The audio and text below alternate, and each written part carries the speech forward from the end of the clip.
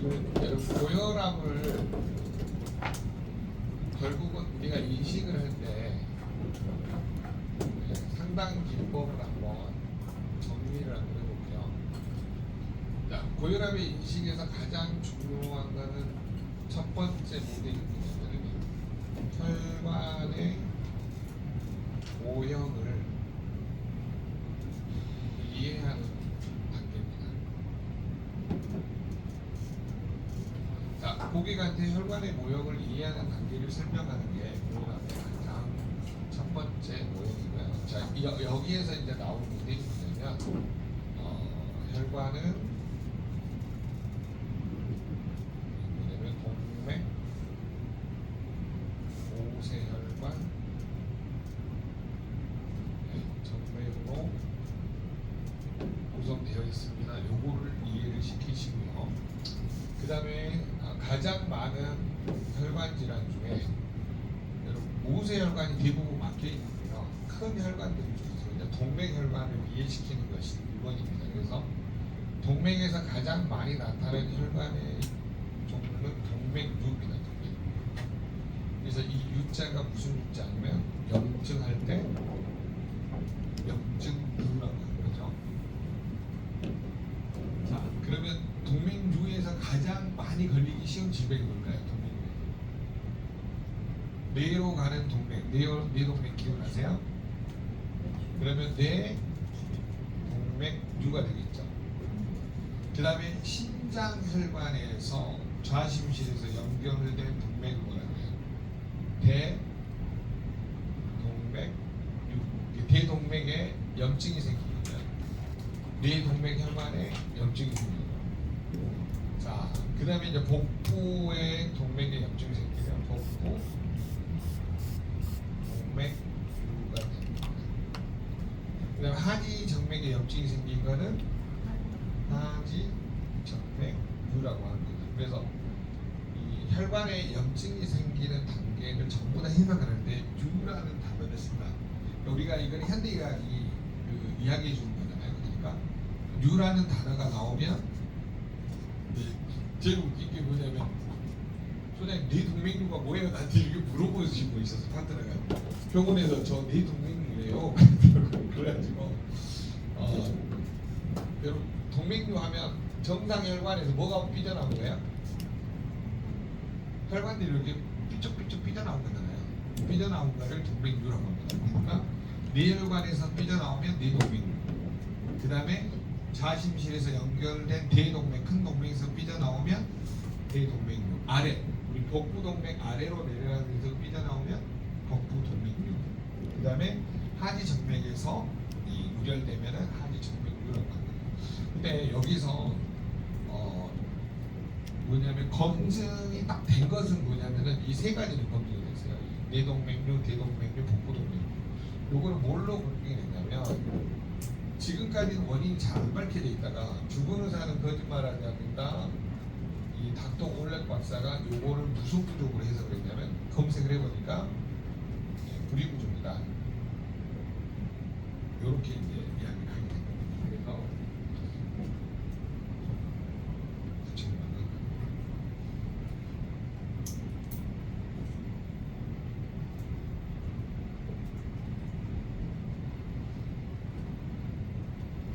방금까지 있었는데 죄송합니다. 맨 밑에다 넣었네요.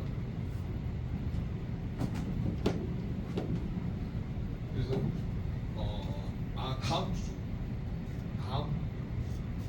다음 달에 이 책 나눠줄 거예요. 안녕하세요.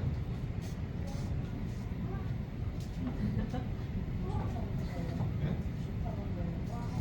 좋다가 만 거예요. 좋다는 거예요. 아 그래요? 보청기에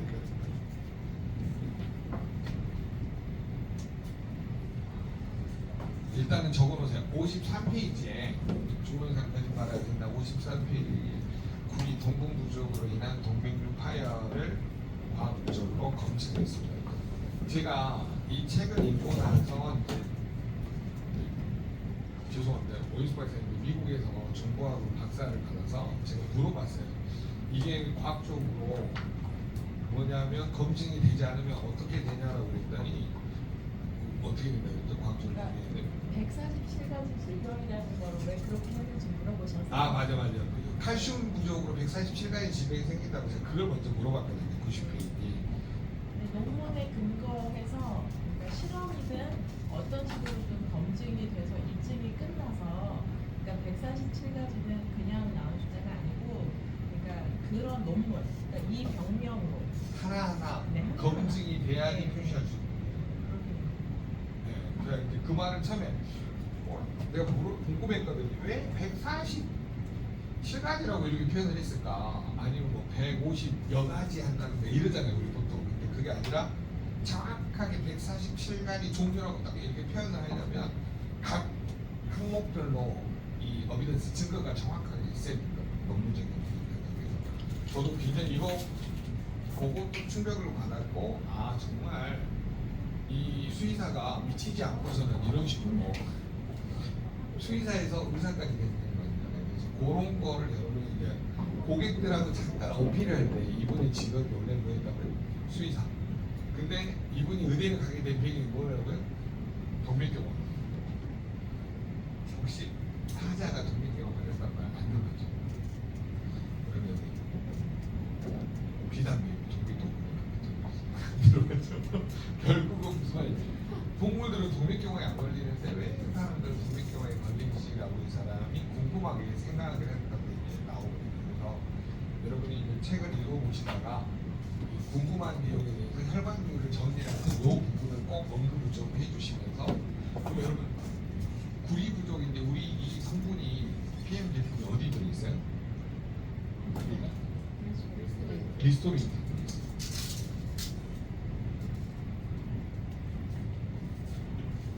구리가 또 다른 데도 들어있어요. 어디 들어있는지 아세요? 콜라겐, 뷰티 콜라겐.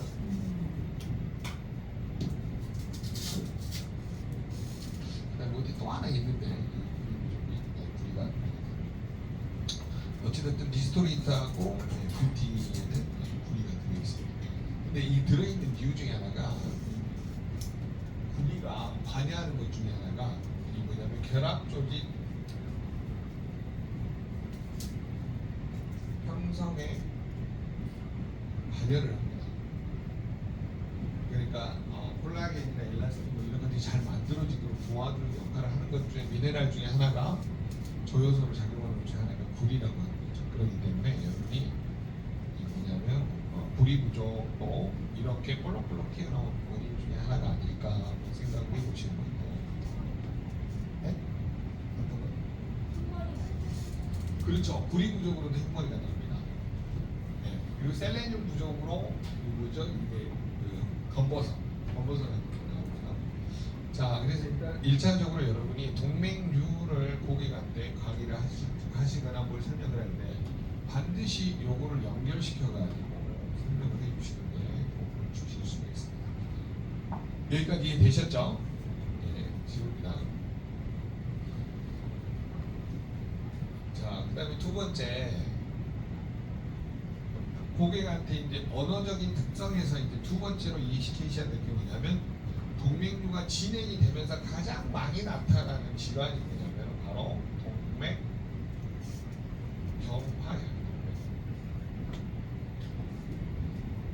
동맥경화는 구체적으로 밝혀진 게 일단은 한 가지가 있는데 그게 바로 뭐냐면은 호모시스테인 농도가 증가했을 때 생겨난다는 것을 밝혀드립니다. 자, 호모시스테인 농도가 증가를 했는데 이게 왜 생긴 건 맞더니 우리 음식 안에 들어있는 메티오닌 고기를 많이 드시면 메티오닌이 증가를 해서 고기 안에 많이 들어있으니까 메티오닌이 우리 몸에서 분해될 때 호모시스테인으로 분해되고 호모시스테인이라는 뭐냐면 단백질 찌꺼기를 다시 시스테인이라는 비필수 아미노산으로 전환시키는 메커니즘을 과학자들이 발견했는데 이때 우리 몸에 전환시키는 조효소로 작용하는 게 바로 비타민 B6가 여기서 작용하는 걸 알게 되었고 호모시스테인을 다시 매치온으로 환원시키는 미네랄 아니 비타민이 있는데 이게 B9하고 B12가 이렇게 바뀌어진다는 걸 알게 된 거죠. 그래서 동맥경화를 예방하려고 했더니 호모시스테인 농도를 낮춰주면 되는구나 했는데 비타민 B6, B9, B12가 여기에 관여한다는 걸 알게 된 거죠. 그러면 비타민 B6, B9, B12를 충분히 먹으면 호모시스테인의 농도가 줄어들게 되죠. 그러면 뭘 예방할 수가 있어요? 동맥경화를 예방할 수 있다.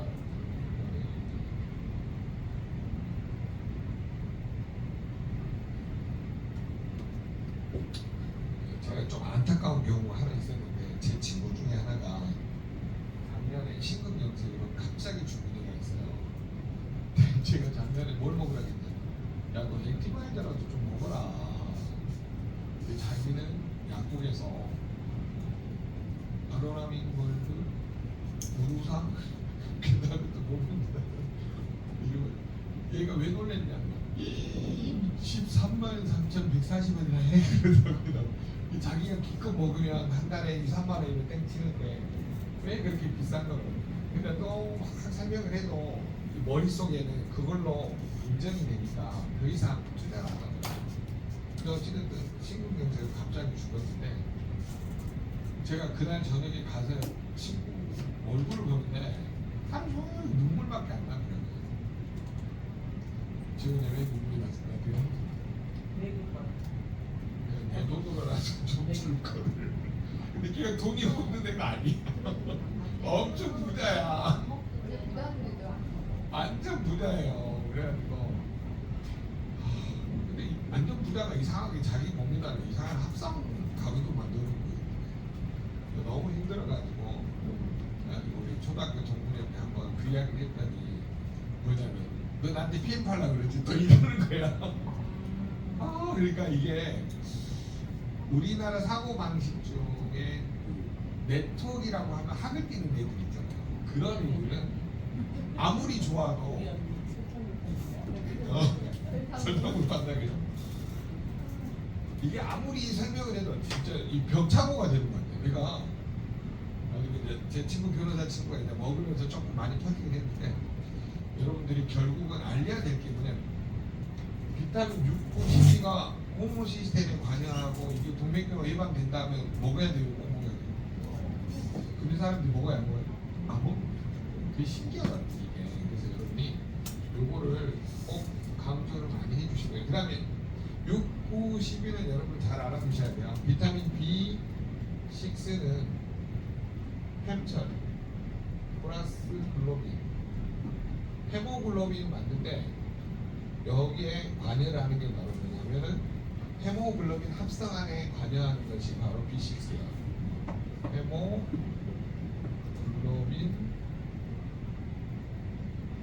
합성에 관여합니다. 비타민 B6가.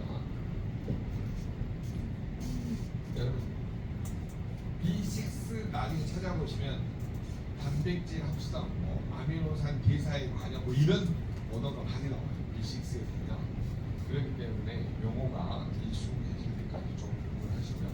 그 다음에 B9하고 B12는 어디에 관여하냐면 적혈구 생성에 관여해요.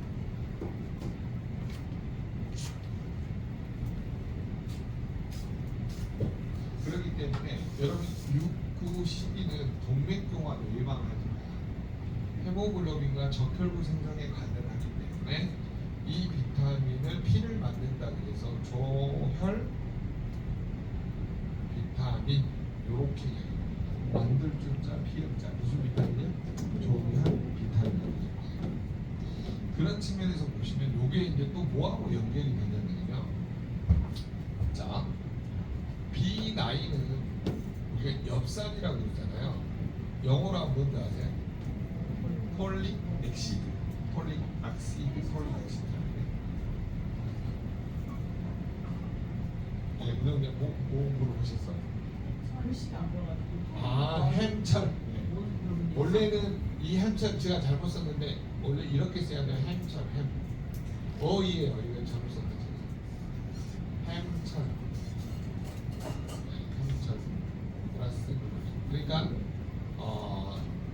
철분하고 단백질이 합쳐져야지만이 해모글로빈이 돼요. 그래서 여러분이 이거 나중에 이제 이 공식 좀 더 배울 건데 어찌됐든 해모글로빈은 철분하고 단백질로 구성된 물질. 이렇게 단순하게만 좀 기억을 해주시면 되겠고, 이게 이제 분해가 되면 뭘로 바뀌어요?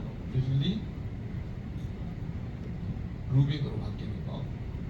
요게 이제 담낭에 안 집어넣어서 혈액 안에 돌아다녀서 노랗게 피부가 변하고 눈이 노랗게 바뀌고 뭐라 그래요?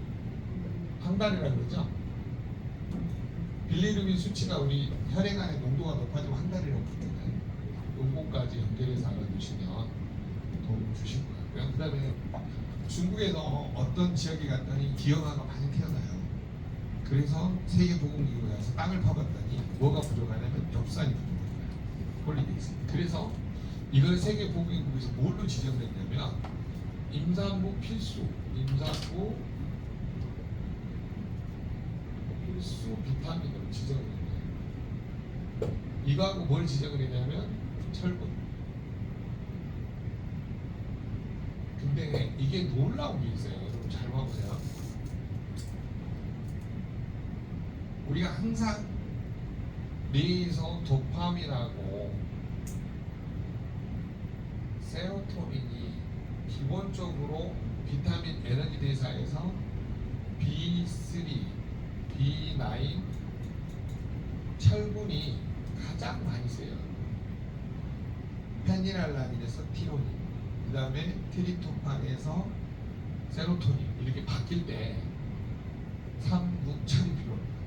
그 다음으로 이제 두 번째 바뀔 때는 B6가 필요합니다. 그 다음 단계에서 이제 뭐냐면 구리, 마그네슘, 아연, 비타민 C 이런 것들이 필요해요. 얘네들도 다단계예요. 1단계, 2단계, 3단계. 상구철 B6, 그 다음에 구리, 마그네슘, 아연, 비타민 C. 나중에 이제 이 공식을 대입해 보면 나중에 나오니까 요렇게 외우시면 돼요. 상구철 아저씨. 외울 때는 상구철 아저씨 6. 9에서 3을 빼면 6. 9에서 3을 빼면 뭐라고요? 6. 이렇게 해보세요. 상구철 아저씨 9에서 3을 빼면 6. 이렇게.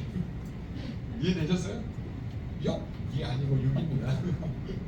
9에서 3을 빼면 몇이라고요? 6. 네. 6. 그래서 구리, 마그네슘, 아연, 그 다음에 그죠? 비타민 C가 나중에 에너지가 쓰이는 공식을 배우게 됩니다. 그래서 일단 그 정도만 좀 알아두시고, 이 결국 제가 무슨 이야기를 하려고 하냐면 B9하고 철분이 산모들한테 가장 필요로 하는 게 뭐냐면 결국은 도파민, 세로토닌이 산모들한테 만들어져야 아이가 우울증이 아니에요. 요게 부족하니까 무구가 생겨버리면 아이들이 세로토닌 형성이 안 되니까 장 점막에서 세로토닌을 못 만들어내요. 뇌에서도 못 만들어내요. 그러니까 아이들이 뭐가 생기냐면 태어나자마자 우울증, 자폐아, 그 다음에 뭐가 제일 많이 생겨요? 뭐 ADHD, 뭐 기타 등등 이런 아이들이 많이 생겨요. 그런데 이런 아이들이 생겨난 것 중에 미국 하버드 의대에서 뭘 발견했냐면 비타민 B12 부족이 신경세포, 신경소 형성에 관여한다는 것을 알게 된 거예요. 아하, 결론은 6, 9, 12가 우리 몸에 엄청 중요하구나. 이거를 이제 인지하게 되는 거죠. 그래서 여러분이 요거는 B12는 어디에도 관여해요? 신경수청, 신경세포의 옷을 만드는 데 관여한다고 생각하시면 돼요. 그래서 신경세포의 전연체 역할을 한다는 말이 그 말입니다. 그러면 여러분은 결국 뭐냐면 삼구철에서 B9 철분도 필요하지만 B3가 아이한테 부족하잖아요. B3가 아이한테 부족하면 뇌에서는 뭐가 생기냐면 우울증이 생기고요.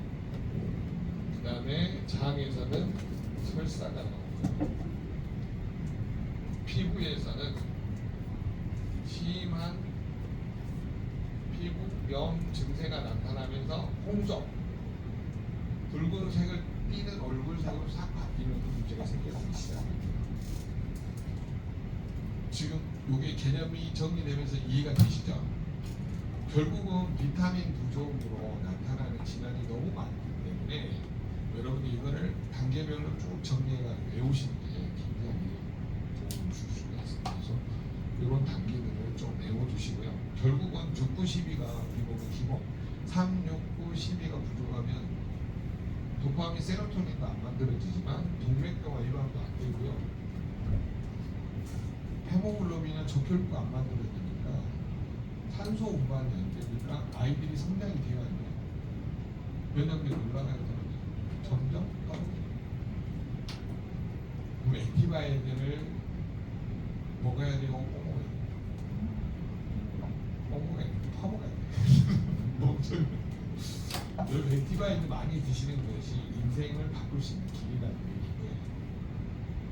그럼 액티바이드만 먹어도 건강할 수 있다는 게 원리가 이해되세요? 그래서 여러분 액티바이드 기를 쓰고 뭐냐면 설명을 하셔야 돼요. 그 러브 그룹의 강명식 사장님이 이거는 강명사님 자기 이야기 해도 된다 그랬나 하더라고요. 자기 와이프가 A사 애터미를 하다가 뭐냐면 미용실 원장님이었는데 애터미 제품 다 빼고 이제는 PM 빨간 통을 얹어놓고 파우더 테이블스를 얹어놨어요. 가지고 액티바이드를 열받아가지고 이거 없어서 자기 다음 이것을 없애버린다 그래가지고 하루에 한 통씩 먹는 거예요. 3일 지나니까 잠이 안 와. 이거 어떻게 행동하는지 아세요? 온 몸이 머리끝부터 발끝까지 다 빨개가지고 다 일어나요. 하루에 한 통씩 먹어보세요. 우리 같이 먹어볼까요? 하루에 한 통씩 3일 먹어보세요. 진짜 온 몸이 불덩이처럼 막 일어나가지고 이게 무슨 말이에요? 모세 이런 저그 모세혈관까지 있잖아요. 싹 열려가지고 온 몸이 막 완전히 그 뭐라 그러냐 홍조 걸린 사람처럼 온 몸이 혈액순환이 어마어마하게 돼버린 거예요. 그래가지고 이제 자기는 죽었구나 생각하고 병원에 응급실에 간 거야. 근데 검사를 해봤더니 아무 이상이 없어요. 콜레스테롤도 정상, LDL 뭐냐면 또 TG 중성지방도 정상, 간 기능도 다 정상. 근데 혈당이 뚝 떨어졌고 원래 이 사람이 당뇨가 나왔거든요. 그래가지고 여러분 비타민 B3가 또 관여하는 거 뭐예요? B3 크롬 세포막의 문을 열어주는 데 관여해요. 인슐린하고 세포막의 리셉터가 결합할 때 관여하는 게 뭐예요? B3 크롬이잖아요. 세포막의 문이 잘 열리니까 어떻게 돼요? 당이 뚝 떨어지죠. 그러니까 액티바이드 먹고 이 사람은 환생한 사람이에요. 환생. 완전 인생이 바뀌어버린 거죠. 그래서 제가 뭐라 그랬냐면 선생님 어떻게 할까요? 이랬더니 하루에 2통씩 먹읍시다. 죽을까 봐. 이분이 하루에 2통씩 못 먹고 3일에 한 통씩 계속 먹었는데 45일 만에 당뇨가 완치돼가지고 의사가 도대체 뭘 먹었냐 그랬더니 안 가르쳐줬는데 궁금해서 죽어버렸어. 끝까지 가르쳐줬어요. 네? 이게 사람 보는데 얼마 전에 강아지를 저희 강원도 이사님이 강아지가 자꾸 백을 뭘 잘 먹으니까 얘가 2.5kg짜리 애한테 액티바이트를 10ml씩 먹인 거예요. 걔한테 10mm 뭐 어떻게 많은 주사기로 10ml 먹인 거예요. 강아지한테. 근데 얘가 괜찮았는데 갑자기 아니 액상으로? 네, 물에 타가지고 그 주사기를 해갖고 애한테 먹인 거예요. 10ml를. 심의가 되게 많잖아요. 조그마한 강아지인데. 근데 얘가 갑자기 염증수치가 500이나 돼가지고 병원에 실려간 거야. 열이 펄펄 나고. 근데 검사를 다 했는데 아무 이상이 없다 그러더라고요. 그래서 제가 지금 수의사 친구한테 저는 물어봤어요. 왜 그러냐고 물어봤더니 이게 애기 얼마나 되니까 애가 작잖아요. 조그만 애한테 액티바이트 너무 과하게 계속 먹인 거지. 그러니까 이게 한 4일 오래되면서 폭발을 한 거예요. 그래서 병원 갔는데 그러니까 그 수의사 친구가 말이 걔 그냥 수액 몇 통 맞고 나오면 괜찮아질 거야 라고 하더라고요. 근데 걔가 지금 염증수가 뚝 떨어졌는데 엄청 잘 그러는데요. 근데 그게 그 소장님 마음은 똑같이 애가 너무 힘든데 물도 잘 안 먹는 애한테 액티바이트 너무 세게 먹인 거지. 그러니까 이게 몸에 한번 염증 확 올라왔다가 그 그 수액이 계속 먹으니까 이거 밖으로 저 내보냈을 거 아니에요. 네. 그 수액 한 3통 맞고 난 3일 동안 수액 이제 매일 3통씩 맞고 난 내가 지금 너무 멀쩡해진 거예요. 그래서 2g씩만 먹어요. 애한테 10g 무렵다고 얘기했는데 아까 지금 얘기된 그거에서 그런 거. 예. 그래서 저는 지금 전략을 바꾼 게 뭐냐면 강아지 키우시는 분들 많잖아요. 자꾸 강아지 이런 사례들을 모아가지고 계속 이야기하고 있어요. 근데 저희 팀에 수의사 부부가 있어요. 근데 실제로 강아지한테 액티브 젤도 바르고요. 그 애가 당뇨 비슷한 게 있으면 그 뭐죠? 시밸런스하고 리스토린도 주고 액티바이도 주고 이러면서 얘가 좋아지죠. 그러니까 여러분이 꼭 사람한테만 먹이려고 생각하지 마시고 강아지한테도. 강아지 많이 먹이고 있긴 해요. 백내장 좋아하는 거 아세요? 강아지? 얘네들 있잖아. 피부 질환이 있는 강아지들이 효과를 내는 아 피부질환 금방 강아지 내가 깜짝 놀랐어. 일주일 먹였는데 의사가 뭘 먹고 좋아진다고요. 강아지 의사가. 그래가지고 완전히 웃겨가지고 그런 사례들이 너무 그러니까 우리가 좀 전략을 바꾸게요. 왜 그러냐면 사람이 먹을 수 있으면 동물도 먹을 수 있잖아요. 그러니까 방향을 바꿔보시면 되고요. 그 다음에 그 집에 꽃 키우는 사람들 있잖아요. 꽃이 시들시들하잖아요. 리스토리트하고 파워카트를 다 줄 필요가 없어. 한 3분의 1씩만 줘보세요. 파릇파릇하잖아. 그럼 먹다가 이렇게 콩을 묻은 거 묻다가 응. 그 정도만 줘도 살아나는데 3분의 1 딱 주자면 그 아니 저희 그 파트너 중에 그 하원하신 분이 그러더라고. 죽으려 그러면 딱 3분의 1 타고 딱 죽고 나면 다음날 살아나요. 그러더라고. 여러분, 우리가 있잖아요. 마케팅을 꼭 사람한테만 하려고 그러지 말고 동물도 있고 식물도 있고 다 있어요. 그러니까 방향을 좀 바꿔보세요. 아, 네. 선거에 가서 좀 헷갈리긴 한데요. 아마 닥터 원래 박사였던 것 같아요. 그 처음에 네. 이제 우리 수의사 출신이잖아요. 그래서 이제 동물들은 아프면 영양을 가지고 많이 이렇게 트리트먼트를 하는데 네. 사람은 영양을 아니면 약을 쓰잖아요. 아 맞네. 네, 그래서 앞담에서 아마 제가 알기로는 원래 박사가 그거를 좀 많이 포착을 했었어요. 그래서 동물 실험을 많이 했기 때문에 아마 그 본능적으로 빨리 이 사람을 동물은 어디가 아프면 네. 보험 처리가 안 되니까 뉴트리션으로 뉴트리션으로 많이 이렇게 뭘 섞어서 이렇게 많이 치료를 하는데 닥터는 되게 맞을 텐데. 네, 닥터 맞죠, 원래 맞죠. 가서 수의사죠. 네. 자, 그래서 여러분이 지금 요거를 구조화를 잘 시키셔야 돼요. 왜 그러냐면 이게 연결될 때 뇌로 연결되고 장으로 연결되고 피부로 연결되고 이게 전부 다 연결되는 방향성들이 굉장히 많거든요. 근데 재밌는 게 있어요. 이게 봐보세요. 우울증으로 연결될 때 여러분이 꼭 알아두셔야 돼요. 우울증을 해결하려면 뇌에서 행복 호르몬 뭐가 만들어져야 돼요? 세로토닌이 만들어져야 되잖아요. 세로토닌 전구물질이 뭐예요? 트립토판. 톡톡톡. 트립토판, 세로토닌, 멜라토닌. 꼭 기억을 하세요. 요것의 전구물질이 뭐라고요? 트립토판. 단백질이다 이거는. 그러니까 내가 단백질 부족인가도 늘 생각해 보셔야 돼요. 양자상에서는 뭐가 늘어나 있어요? 트립토판 유실량이 늘어나 있어요. 송과선에 관여하는 게 리신이에요. 리신 유실량도 늘어나 있어요. 그래서 뭔가 우울증이 보인다라고 이야기를 하면 세로토닌도 세로토닌 전구물질, 트립토판도 확인해야 되고, 그다음에 또 뭘 확인해야 되냐면 송과선이 만들어지는 곳에 작용하는 아미노산이 리신이란 말이에요. 리신도 확인해야 되고 트립토판도 확인해봐야 된다는 거죠. 근데 재밌는 이론이 여기서 나와요. 보세요. B3는 B3 1mg이 만들어지려면 트립토판이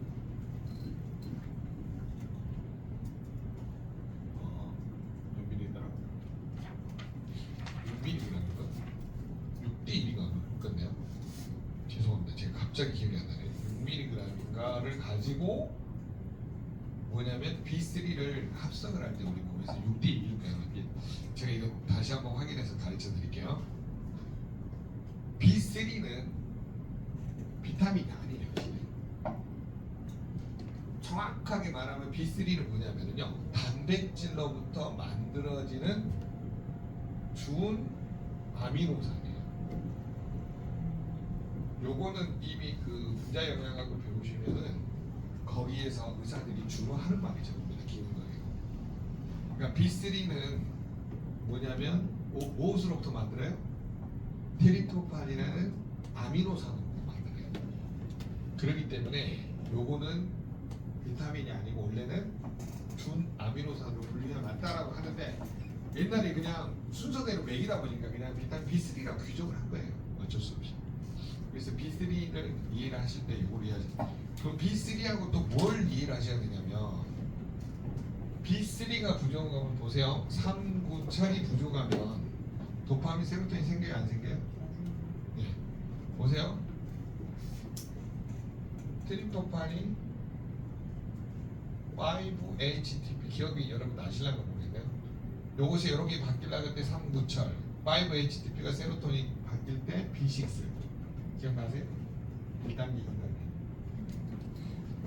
세로토닌, 멜라토닌으로 바뀌려고 할 때 마그네슘. 네. 다행. 혹시 나건강 교재 가져오셨어요? 네. 나건강 교재 보시면 신경계가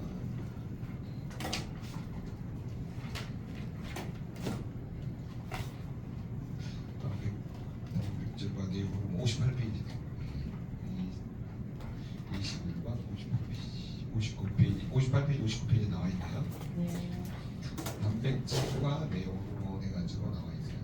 자, A 신경계에서 도파민이 만들어지려면 페니랄라닌, 티로신, L도파, 도파민 이렇게 만들어져요.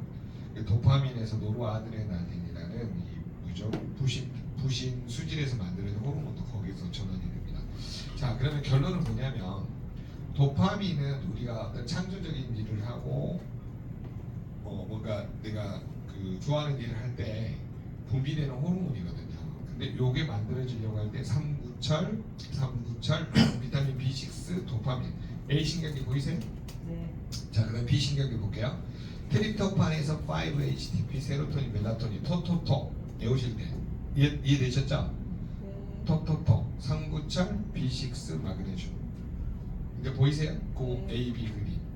그럼 결론은 이거잖아요. 삼구철, 비타민 B6, 그 다음에 도파민에서는 구리고 여기 보세요. 도파민에서 노르아드레날 다닐 때 구리하고 비타민 C 필요한 거 보이세요? A 신경계 네. 네. 보이시죠? 네. 뇌량이 좀 좁은 사람이 그거 오른쪽에서 이쪽으로 옮겨줘야 돼요. 자, 트립토판, 토토토, 639철, B6, 마그네슘. 저기 마그네슘 보이죠? 네. 네. 자, 근데 저기다가 왜 아연을 제가 넣어놨냐면 여러분 잘 들어보세요. 아연은요, 지아연 사진 빼고 아연이 왜 중요하냐면 아연이 뭐하고 관련이 있냐면 이게 스트레스하고 관련이 있어요. 스트레스는 뭐하고 관련이 있냐면 자율 신경계하고 관련이 있어요. 자율 신경계는 뭐하고 관련이 있냐면 교감신경하고 부교감신경하고 관련이 있어요. 이게 5대5가 될 때 평안해지거든요, 사람이. 6대4, 7대4 되면 짜증이 나오고 8대2가 되면 욕이 기어나고 9대1이 되면 도장 찍어가 되고 10대0이 되면 하고 죽어요. 제가 이해되셨죠? 그러면 5대5의 균형을 이룬다라고 하는 거는 스트레스 받을 때 나오는 호르몬이 뭐예요? 코르티솔. 기억나세요? 코에서 열받으니까 김이 솔솔 나오는데 그게 외우라고 했잖아요. 코르티솔이 엄청 분비되면서 이 항염 작용하고 혈당을 높이는 작용을 한단 말이에요. 그 다음에 또 아드레날린이 나와가지고 혈압을 높이는 작용을 하고, 그리고 저기 뭐죠? 알도스테론도 또 혈압을 높이는 작용을 하고. 그러니까 아드레날린은 심장 박동수를 빨리 해요. 그러니까 혈압이 높아지는 거예요. 노르아드레날린이 무슨 짓을 하냐면 혈관을 말초혈관들을 확 수축시켜가지고 혈이 빨리 돌게 하는 거예요. 그래서 이런 것들이 많아지는데 이 스트레스를 안정화시키는 비타민이 뭐냐? 죄송합니다. 미네랄이 아연이에요. 현기사에만 아연사에만 붙어 있으면 열받을 일이 없어. 아연이 항상 있잖아. 부족하면 딱 찍어서 먹으면 돼. 네, 찍어서. 그래서 여러분이 아연의 중요성을 굉장히 여러분 잘 알아두셔야 되는데 요게 잘 나와 있는 책이 요거예요. 방금 여러분 알아드린 책. 당뇨병 치료 아이들을 내려가 페이지에 나와 있어요. 51페이지 한번 봐볼래요? 51페이지에 보시면 미네랄은 뇌에 작용하여 스트레스를 없앨 때는 물론이고 면역을 조절하여 알레르기를 방지할 때 정신을 맑게 유지할 때는 에너지를 만들 때도 필요하다. 미네랄이 부족하면 우리 몸은 장기 저장의 물건에 쓰는데 이 때문에 여러 가지 몸에 이상이 나타난다. 이제 그게 나와 있고요. 잠깐만요. 그다음에 여기 스트레스 조절에 관여한 자가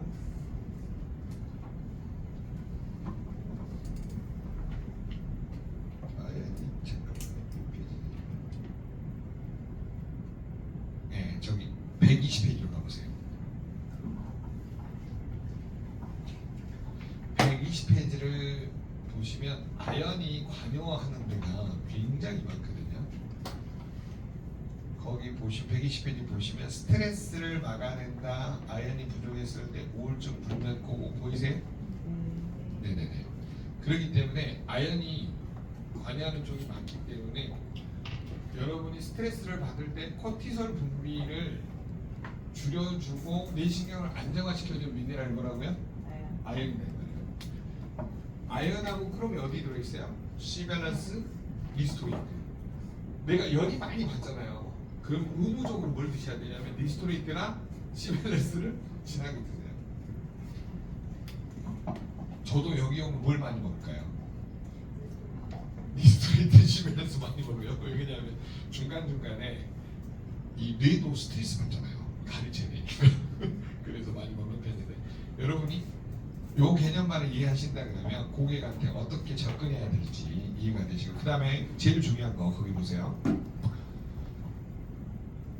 점막세포를 재생한다 나와 있죠. 여기 120페이지 보이세요? 네. 근데 아연이 부족했더니 점막세포를 못 만드니까 뭐가 생긴다고 하고 있어요? 빈혈. 자, 그거를 제가 설명을 드릴게요. 적혈구 이렇게 둥근 타원형으로 생겼어요. 이 막을 싸고 있는 점막을 싸고 있는 세포가 아연이 부족하면 요게 딱딱해져요.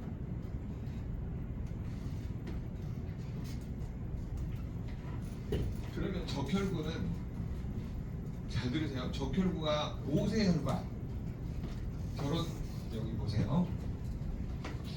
이 동맥이 아니고 이 각 장기에 들어간 모세혈관 있죠.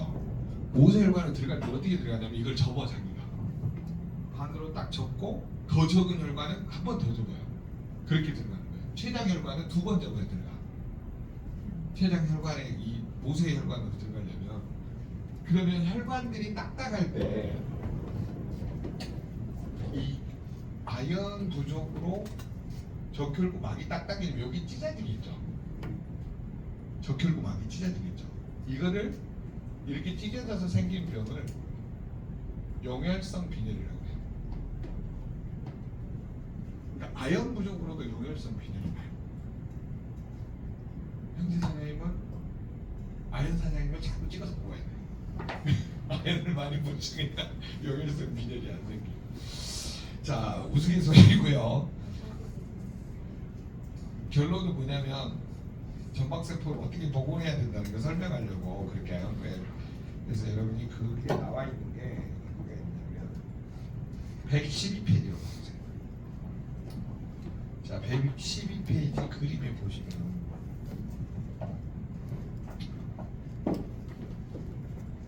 112페이지 그림 보이세요? 네. 자, 아연 부족은 뭘 부른다? 네. 아연 부족은 수증기를 부른다. 돼 있어서 112페이지 보셨죠? 그림 봐보세요. 아연이 모자라면 뭐라고 적어져 있어요? 혈구가 파괴되면서 혈색소가 뭐예요? 헤모글로빈 새어나와서 빈혈이 된다. 이거를 무슨 빈혈이요? 용혈성 빈혈이 된다는 거죠.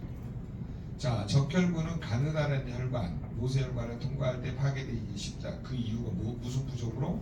아연 부족으로. 이해되셨죠? 그러면 아연이 충분하면 거기 보세요. 가느다란 혈관을 통과할 때도 적혈구가 쉽게 파괴되지 않는다. 지금 무슨 말이냐면 딱 여기 보니까 절반으로 접어서 들어가죠. 본인이. 그림 보이세요? 적혈구가 유연성, 플렉시블 하니까 딱 접어가지고 딱 들어가는 거예요. 췌장혈관은 훨씬 더 좁다고 그랬어요. 그래서 여러분이 혈관이 췌장혈관에 문제가 생기는 사람들은 당뇨에 걸리기 쉬워요. 여러 가지 원인들 중에 하나. 그러면 아연이 부족하면 적혈구가 찢어져서 빈혈도 생기기 쉽지만 뭐에 걸리기도 쉽냐면 당뇨에 걸리기도 쉽다 이거예요. 쉽게 설명해요. 그래서 여러분이 그거를 좀 알아두시고 그 다음에 다시 120페이지로 한번 가볼게요.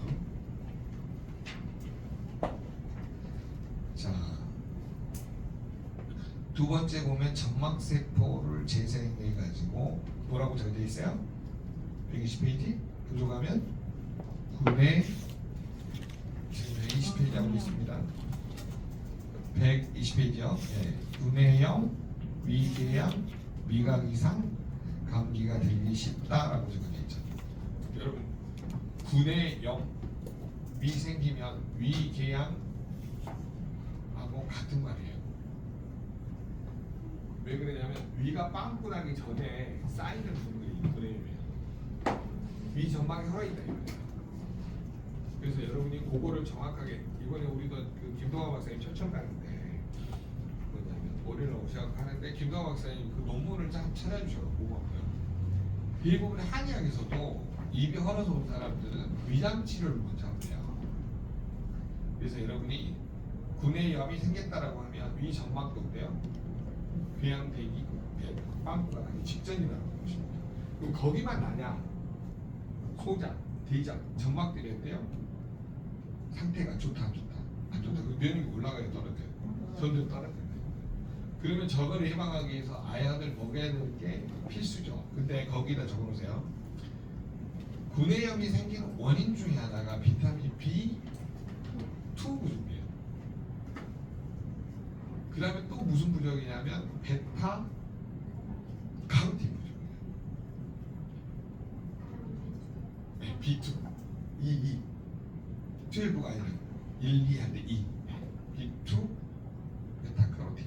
근데 여러분 우리가 카로티노이드 그러니까 무슨 말이냐면 색깔이 들어있는 파이토케미칼을 카로티노이드라고 하는데 베타 카로틴이 우리 몸에서 어떤 역할을 하냐면 비타민 A가 부족하면 뭐냐면 비타민 A로 부족한 만큼 전환이 돼요. 자, 베타카로틴이 뭘로 전환이 된다고요? 비타민 A로. 얘가 A로 전환되는 거는 비타민 A가 하루 필요한 양만큼만 이 양이 아니라 이 양이죠. 필요한 양만큼만 베타카로틴이 뭘로 바뀌어요? 비타민 A로 바뀌어요. 그러니까 여러분이 비타민 A를 많이 먹을 게 아니고 뭘 많이 먹어요? 베타카로틴. 근데 이 베타카로틴 어디에 들어있어요? 우리 지금? 네, 일식체체로 되는 거예요. 그러니까 제가 이거를 뭘로 경험을 했냐면 재작년 2년 전에 6월달에 목이 4, 5, 6 중에 6월달에 한 달 동안 감기 걸렸어요.